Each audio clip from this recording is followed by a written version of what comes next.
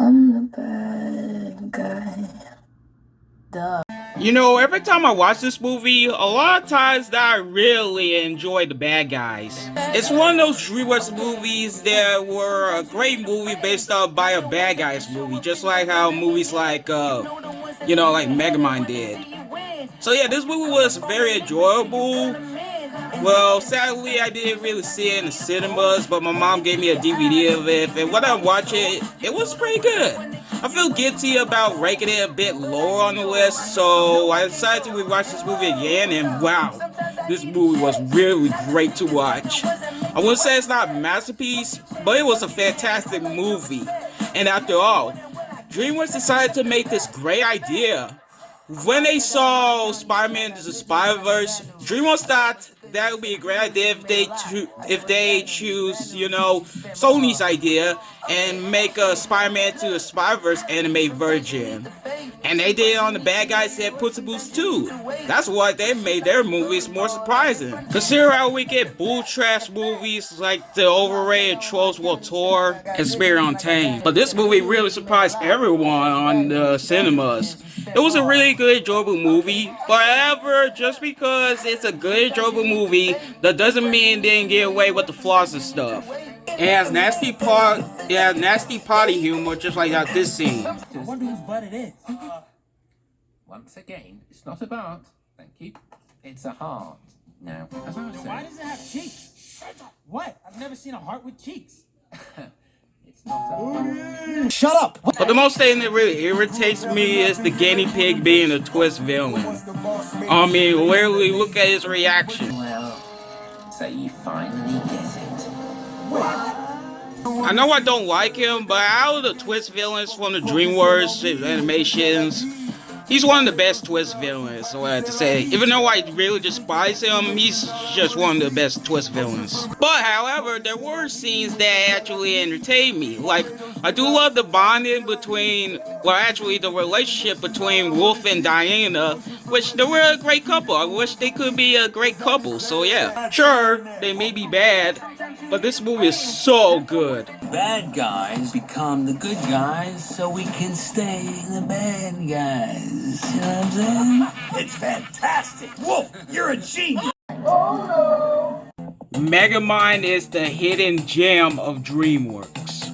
Megamind was a great movie. It was funny, hilarious. It had some great actresses, and to be honest, it was a very hard choice to see which movie is better, either Megamind or The Bad Guys, since they're both were based off by a Bad Guys movie. Though, to be honest, I kind of prefer Megamind over The Bad Guys. What are you doing? Here's one of the reasons why. I do love how the plot of the story works out, where a woo alien creature, whatever he is, Megamind, who is a supervillain, while the superhero in the Metro City is Metro Man, which he used that portal thing to destroy Metro Man for good. And it totally worked out. But that's not what happened. Metro Man faked his death so that way he could do this. I have eyes that can see right through lead. But Megamind didn't see that for his visual eyes until right after when Titan tried to destroy the city and all that stuff. So however, he finally get all the respect he deserves, He totally gets the fame and all that stuff. However, he started to, miss his old battles between him and Metro Man. So he decided to make another superhero that are more like Metro Man. So that way they could battle it out like old days. Until that one of them is a fat nerd who turns into this Superman. However, it didn't work out and he turned into this supervillain and all that stuff. So it was up to Megamind to stop him and all that stuff. So yeah, this movie is one of the greatest movies I've ever seen. Not a masterpiece to me, but just great. Great and enjoyable. I do love how they changed Megamind's character from being a supervillain for being, sometimes being a supervillain is wrong. So he doesn't really want to be the bad guy anymore. Until at the climax, he finally got all the respect he deserves. And the ending was pretty nice. No, let's not forget the ending has Michael Jackson says I'm bad.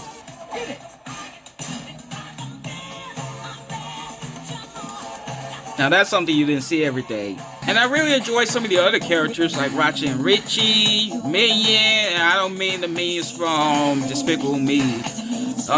Metro Man and Titan, he was a great villain.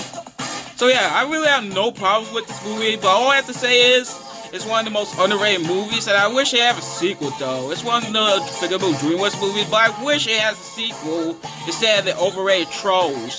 That looks so good. Captain Underpants, the first epic movie, was hilarious. It's one of those DreamWorks movies that I'm really surprised that this movie was have a fame. It also has a Netflix series, which it was fine. I mean, I don't really watch it that much. I only watch the movie instead. For the movie itself, it's one of the most hilarious DreamWorks movies I've ever seen. It has a creative plot, how Harold and George transform their evil principal into a superhero called Captain Underpants, so that way they could save their friendship because he was about to put them in separate quests away from their friendship. Wow, really dark. So yeah, this movie was pretty good to watch. It wasn't boring. This movie was hilarious, and please, you can watch this movie over the Boss Baby any day. The first Boss Baby, it was bad. This movie was enjoyable. And it's one of those masterpiece movies that I really enjoy. And the animation looks like one of those wacky animations with the Peanuts movie and Diary of a Wimpy Kid movies. It's not better than the Peanuts movie, but at least it's way better than...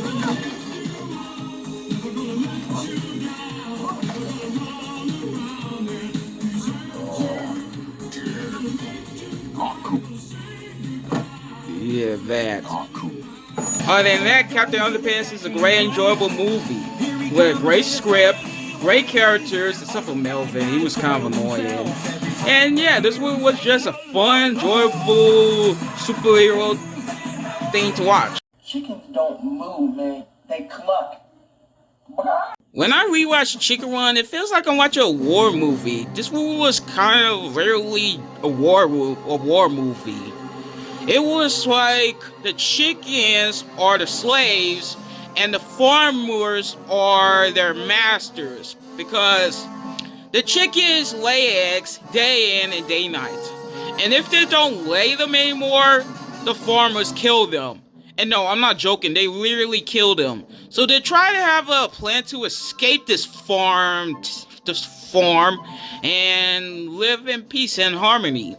That's where they met that rooster named Rocky, which there was a wide review at the plot until, well, for once, the chickens thought that this rooster could fly. Consider how, he fly and almost broke his wing and all. But his wing healed, so that means the chickens will have to find a way to escape because of him. However, it turns out it was a live review because he's not really a flyer. He just flies because he was in a canyon and a circus. That's probably why. But hey, because of that live review, it was kind of the best one. It's better than... I am not a real shark slayer! Yeah, that cringe live review plot could make your ears bleed. But in that, Chicken Run is kind of the good OG DreamWorks movies, which is really enjoyable. I really how they made the plane so that way they could escape this farm, which it was kind of great. Also, Rocky came back from riding a tricycle because he feels guilty about leaving all the chickens behind, especially Ginger. The climax was very dark but amazing at the same time, where they try to escape from the farm with a giant metal airplane, which they made from their chicken slave houses and stuff, to get away from the farming stuff. I don't really get none of the jokes until now, because there was a scene where Rocky says, and the pig says to the horse, "Hey fella, why the long face?"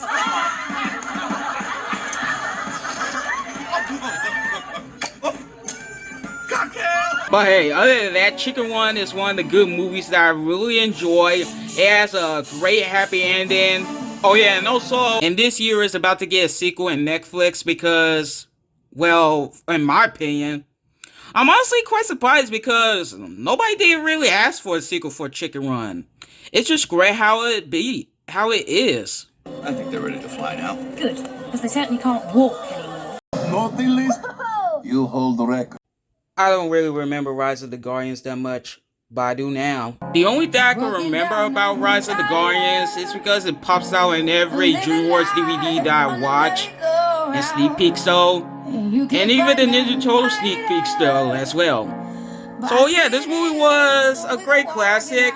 At first I don't really remember this movie that much, but however, when I first watched this movie in DVD, I was amazed. This movie was very amazing.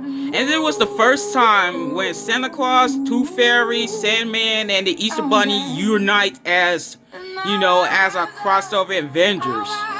But no, it's not the first time they worked together. It was the first time they reunited in the Disney Santa Claus movies. But still, Rise of the Guardians is one of the most underrated DreamWorks movies I've ever seen. It was amazing. It was very dark with some of the dark scenes. But other than that, this movie was something that could give you believe in by some of the spirits. I really enjoy Jack Frost. He's one of the amazing characters I've ever seen. And also some of the holiday spirit characters like Santa Claus, Easter Bunny, the Tooth Fairy, and Sandman. They're also great characters. Also, Pitch Black is an amazing villain, I'm not gonna lie.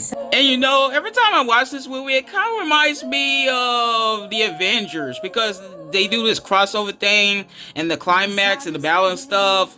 So yeah, this movie reminds me of the Avengers. Amazing masterpiece though. But still, this movie looks kind of Avengers A-game crossover, which makes this movie more amazing. But instead with the Avengers, they decided to use Santa Claus, Tooth Fairy, Sandman, the Easter Bunny, and Jack Frost reunited to save all the kids in Christmas and Easter. So yeah, Rise of the Guardians is an amazing movie. If only this movie didn't bomb in the box office. I mean, seriously, seeing this movie bomb really cringed off. I mean, sorry people, looks like we're not gonna get Rise of the Guardians 2. But still, this movie is amazing. So when the moon tells you something, believe it.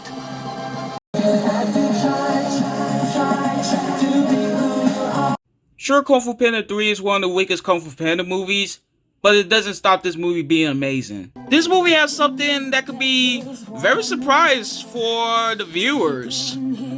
This movie looks very great. I love the revision on the animation. It looks beautiful to watch. And the characters that you know from the first two movies looks amazing. And every time when you watch this movie, the more times you have fun look at this. And it shows Poe's father and the whole entire Panda villagers, which you saw the end credits.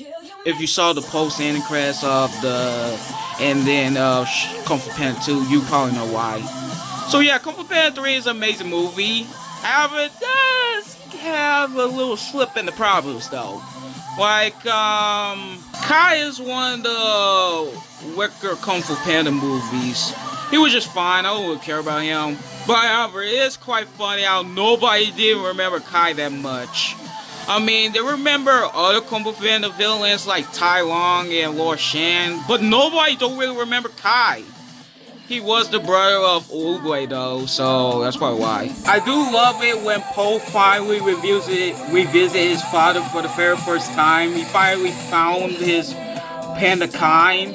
And the secret panda village is also amazing as well. And I do love the battle between Poe versus Kai because Poe finally found his chi and made this great amazing dragon. See the giant dragon? Get ready to feel the thunder! So yeah, Kung Fu Panda 3 is an amazing movie with a great story plot, well, weak story plot, beautiful animation, and great likable characters. It was a fantastic movie to watch. It's just not as bad as the first two were.